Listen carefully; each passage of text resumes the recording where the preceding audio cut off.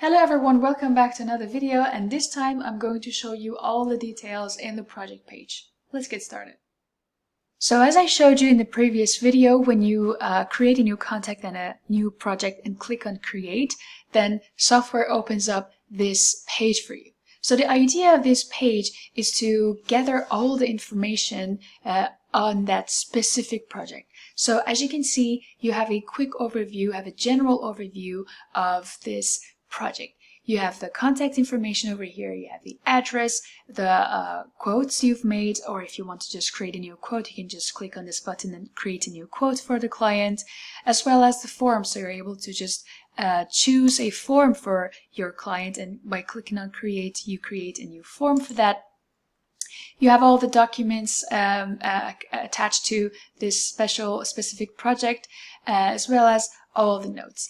And for example, if you go to the Details tab, over here you have different tabs. If you go to Details tab, if you realize later on that one of the information you filled in here is incorrect, you can just click on this Edit button over here and just edit the information. So let's say my account manager is now someone else, so I can just choose a new account manager for this project, or I can change other details as well, and then I can just and when I'm finished, just click on Save button, and as you can see, this change is made. You can also see the all the information about return on investment, and as you can see here I have all the modules, actually, like forms, planning, the same as the ones that I have here.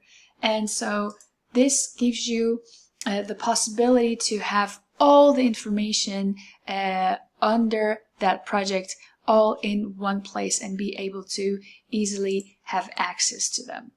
Next, I will show you how to use the search bar and filters to find your project in Project List.